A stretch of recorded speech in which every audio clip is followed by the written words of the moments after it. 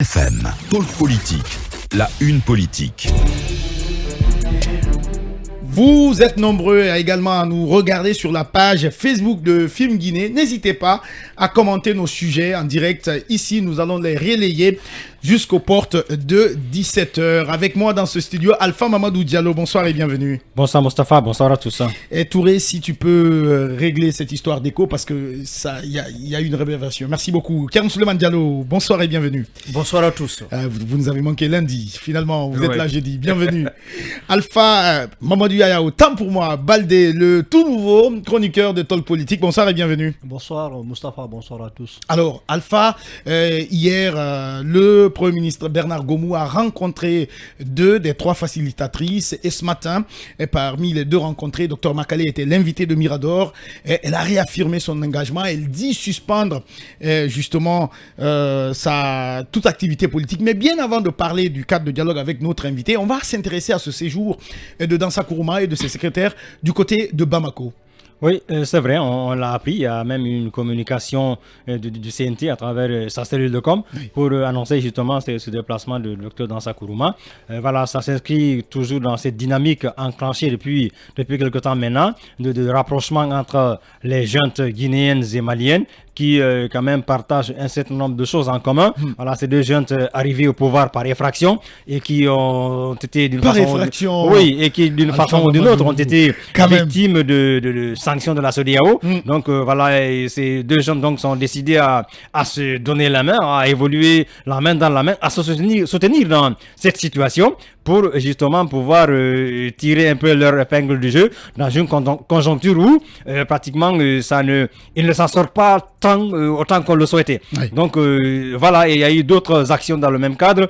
On a vu des gens comme Salif Keita et même ces jeunes Guinéens qui sont allés à Bamako où on parle d'intégration, de projet des communautés et tout. De fédéralisme, bon, autant d'expressions, de mots et tout. Mais le plus important pour moi, c'est que c'est les peuples guinéens et maliens, c'est des peuples frères. C'est normal qu'il y ait des échanges, mais la matérialisation la formalisation de telles choses, et je pense que ça devrait véritablement attendre qu'on ait des autorités démocratiquement élues et que l'on passe justement à cette légitimité populaire, à cette légalité, n'est-ce pas, de nos institutions pour aller un peu plus loin. Pour le reste, pour moi, on est actuellement en train de faire un peu dans du mativisme, c'est un peu comme du folklore. C'est un peu comme du folklore qu'on est en train de faire. Le plus important, comme je l'ai dit, ça devrait venir un peu plus tard quand nous allons retrouver véritablement, n'est-ce pas, le statut de pays, qui respecte les règles démocratiques. Alpha, puisque voilà, la transition sert à écouler ou à mener les activités courantes d'un pays, est-ce que c'est pas important que les 2 parlements transitoires continuent à échanger sur un certain nombre de choses? Est-ce que cela n'est pas quand même important?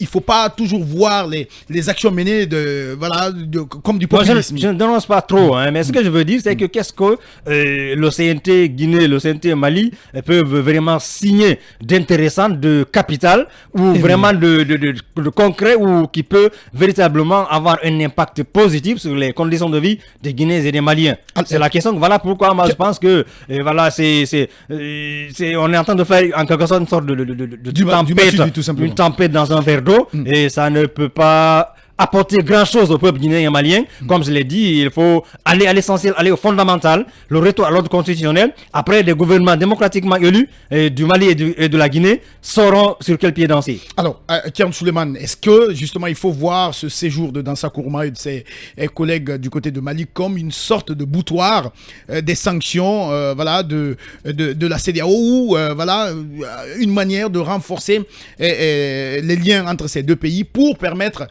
de mieux supporter au cas où il y aura des sanctions économiques sur la Guinée?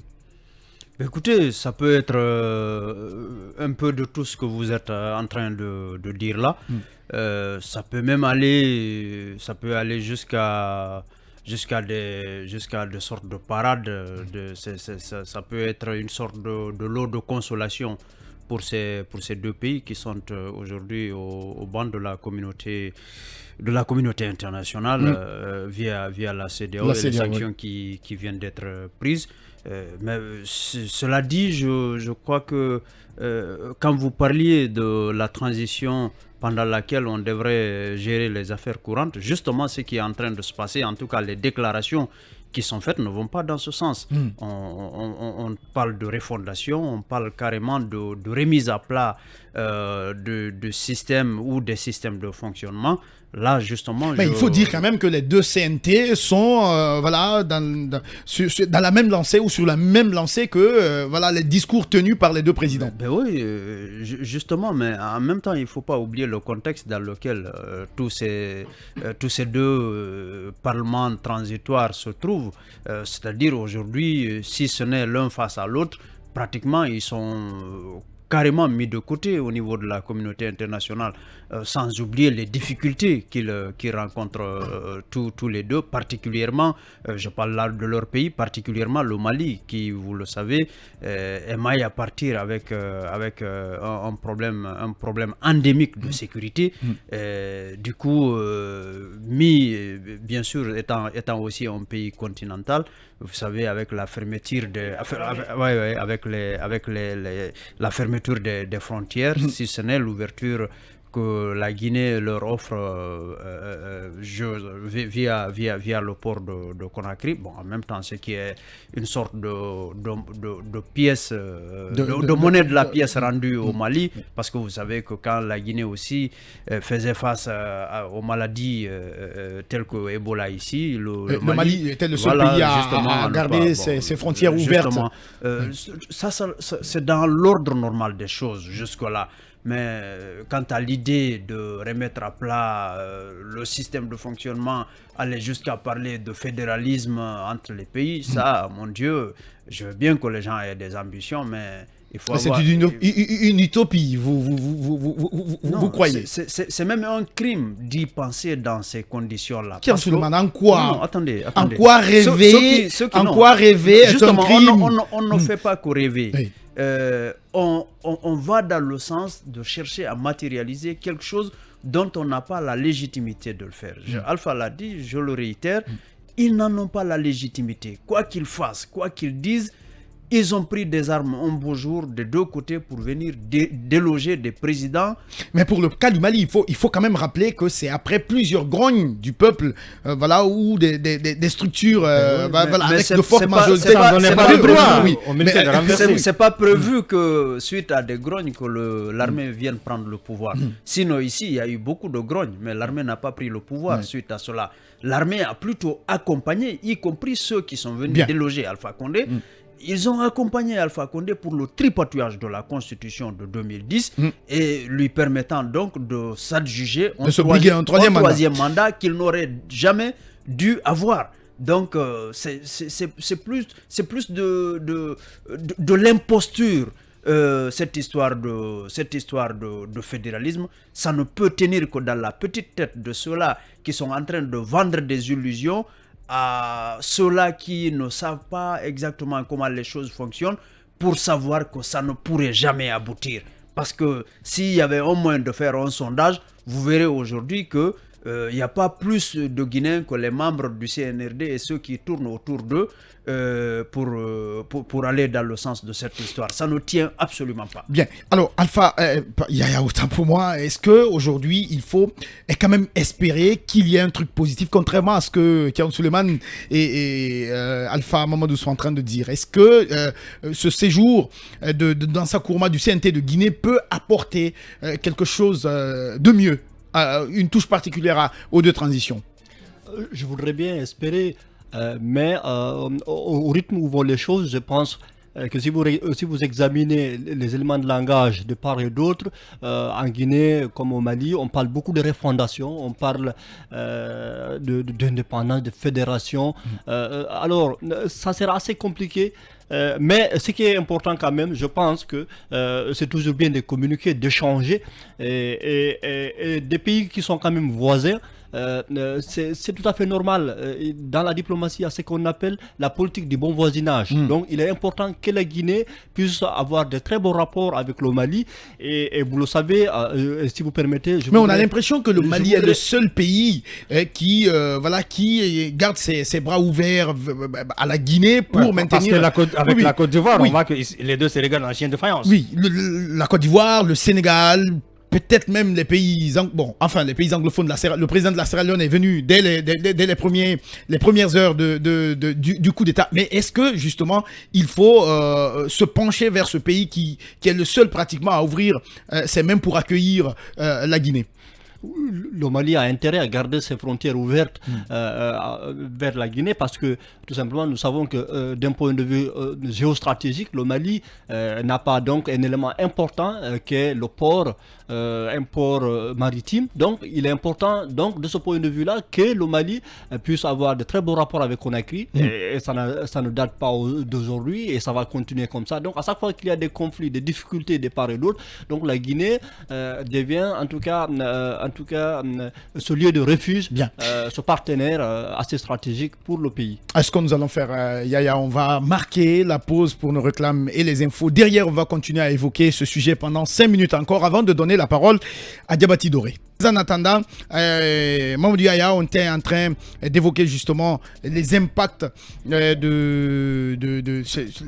parce que tous les trois, vous n'y croyez pas finalement, vous gardez peu espoir, mais est-ce que justement on peut interpréter ce déplacement du CNT, puisqu'il y a eu quand même plusieurs missions. D'abord, c'est le président de la transition qui s'est déplacé du côté du Mali.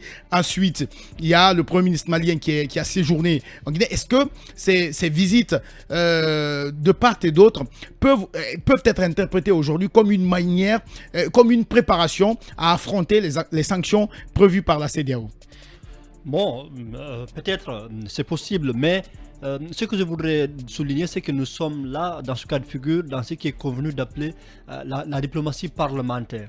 Donc, on a vu le président du CNT, du Conseil national de transition du Mali, Malik Diaw, qui était venu à la session inaugurale du CNT ici. Ah oui. Donc, vous l'avez rappelé tout à l'heure également, les délégations de haut niveau qui se sont déplacées de part et d'autre. On a vu le président de la transition de Guinée aller au Mali. Donc, et en matière de diplomatie, vous savez, il y a ce qu'on appelle la prééminence du président, des chefs d'État dans la définition de la diplomatie, donc de la politique extérieure, surtout pendant cette période exceptionnelle. Donc c'est au président donc, de définir la diplomatie, donc cette politique extérieure-là, mais aussi il appartient au ministre des Affaires étrangères, mais également aux autres institutions comme mais est-ce qu'il faut le craindre CNT, justement aujourd'hui de mettre en œuvre tout ça. Alors, pour répondre véritablement à votre question, je pense que oui, il faut toujours espérer que tout cela puisse déboucher sur quelque chose de concret,